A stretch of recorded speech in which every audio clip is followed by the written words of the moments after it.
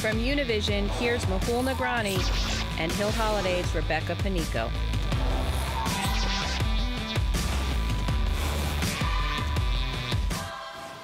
Mahul, welcome, and thank you for joining us today. Thank you for having me. Thank you. So I really think it's overall really truly exciting and inspiring to see how our nation's population is really evolving and the face of America is really changing. So these shifts, I think, are really putting, I would say, marketers in a really unique and interesting position to evolve their overall strategies and how they're really communicating with the Hispanic population specifically. How do you think the role of Hispanic marketing, what role do you think it should play within brands' strategies as they go to market? And then how is Univision as a platform evolving its strategies in order to provide a relevant place for our new Hispanic mainstream consumer to come to your platform? I think it's a great question. You know, the Hispanics in the America, we're 55 million, that's a number, you know, it sounds like, okay, I don't know how to put that in context. So we like to talk about it as 1 in 6 Americans. And by 2050, it's going to be 1 in 3. So all of you in the audience, you know, if you turn to your left and you turn to your right, by 2050, 1 in 3 of you will be Hispanic. And that's just, it's not a trend. It's not something that's going to go away. That's a hard fact. So the second thing about it is everyone thinks about, oh, well, it's immigration, it's Hispanics coming to the U.S. It's not. Increasingly today, it's Americans, it's American-born Hispanics. And you heard a little bit in the first session about the changing face of America. We call it the new American reality. So what does that mean when you have 1 in 3 Americans being Hispanic? And how does Univision fit into it? The biggest thing that we try to do is kind of explain to our partners and the clients we work with, if you go to the first slide, it's not monolithic. It's not, oh, I'm going to do this one thing and I'm going to reach 55 million people. It's different based on language preferences. It's different based on cultural preferences, countries of origin. And that's why you kind of see what Univision has become today, from one network in one market to all of this, right? Because you have language preferences in English language. You have a lot of Spanish language. But the things that are common among that are passion points. So as you think about branding, you know, we think about branding as an exercise in really, when you take a brand and you advertise, it's an exercise in co-branding. It's taking your brand and associating it with the Univision brand. And we think about, let's understand what part of the audience you actually want to reach.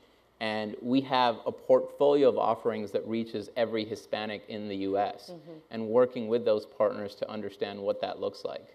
And what role does television still, I mean, that's really the anchor of Univision, right, where your kind of soul is. What role does television have within this ecosystem, and how is it evolving given the digital native nature of our Hispanic consumers? Yeah, you know, taking the second part of your question first, about the digital native part, 5 years ago, 10 years ago, when digital was much more about your computer and your laptop, you saw the general market a little bit further ahead than Hispanics in the US. But what you found, and what we found in the last 5 years, is that because of that, as things moved to mobile, Hispanics leapfrogged. They got to mobile before the rest of the market. So if you look today at mobile, we're about 115, 120% of the market in terms of adoption of mobile, which really means it's mobile first.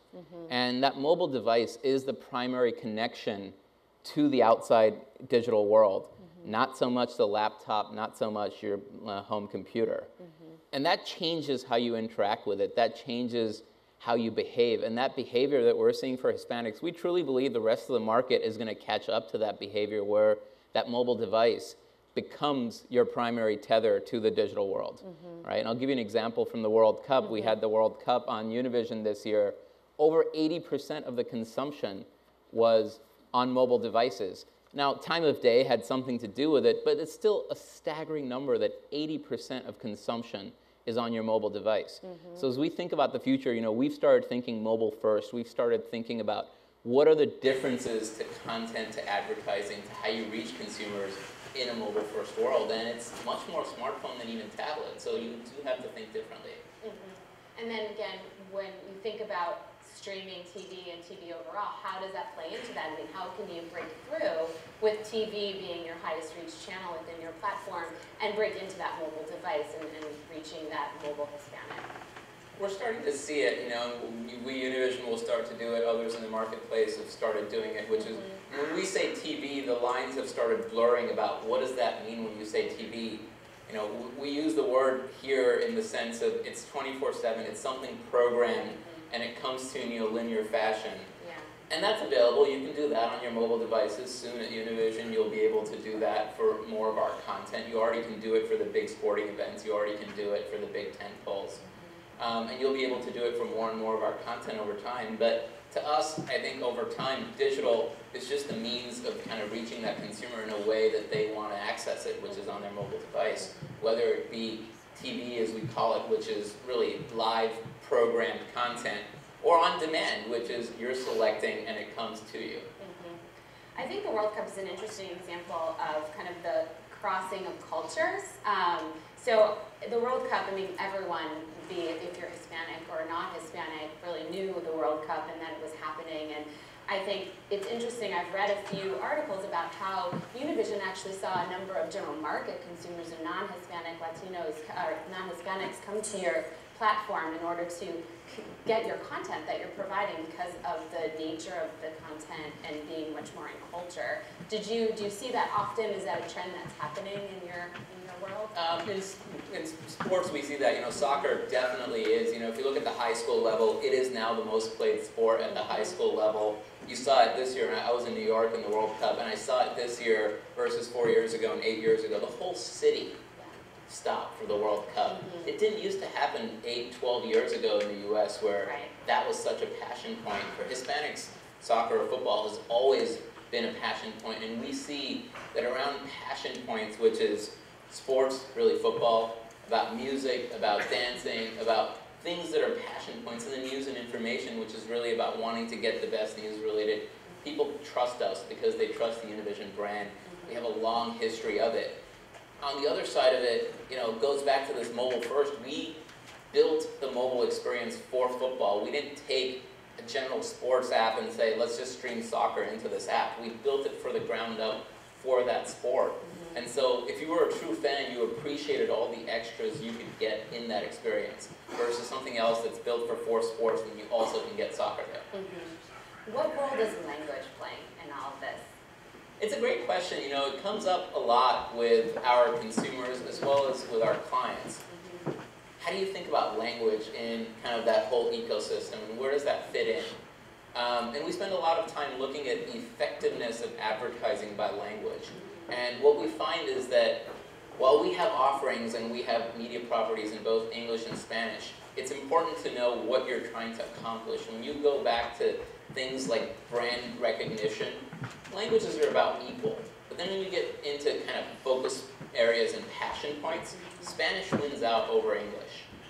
And so it's not this goes to Spanish or this goes to English. You have to understand what you're trying to achieve with that. When it gets down to the details of it, when you're in the passion points we were talking about, associating your brands with those has higher kind of brand recall and the appreciation of your brand. We also find when there's human conversation and a social element, Spanish does better than English with a true bilingual who speaks both languages equally.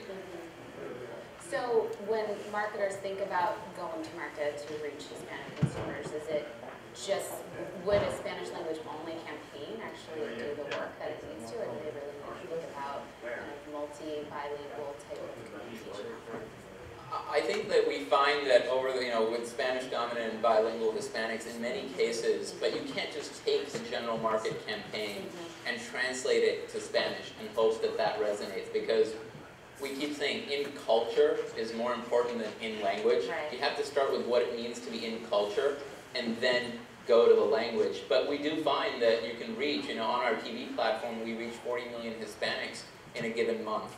And so we find that, you can reach a good segment of the audience on our Spanish language platforms and have higher ROI. Great. Well, thank you. We actually are going to go to Twitter and take a few questions, if that's okay.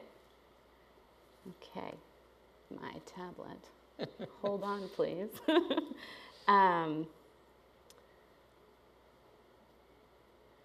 So this is from R.A. Healy. What do you think the biggest challenge is in a mobile-first strategy versus a TV-first strategy? I think the biggest challenge is, you have to think differently about both content and advertising. The engagement tends to be different. People don't sit in front of their mobile device for 2-3 hours at a stretch consuming in that way. It's much more, you check your phone 10 times a day and you spend 5 minutes, 10 minutes. So you have to start thinking of the engagement differently and how you reach that audience very differently. In some cases it works when you have big tent poles or sporting events where people will watch an hour or two on a mobile device. But increasingly outside of that, you have to think how you're going to capture attention and deliver your message in a very different format. Obviously the screen sizes are different, but the time and the number of times people engage is also very different than TV. You don't go turn your TV on for 5 minutes 10 times a day. You do with your mobile phone. Okay.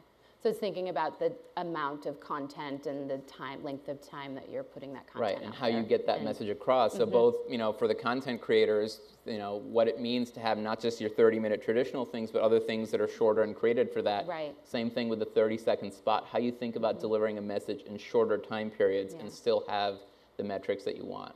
That's great. Well, we've only really scratched the surface, but I wanted to say thank you very much.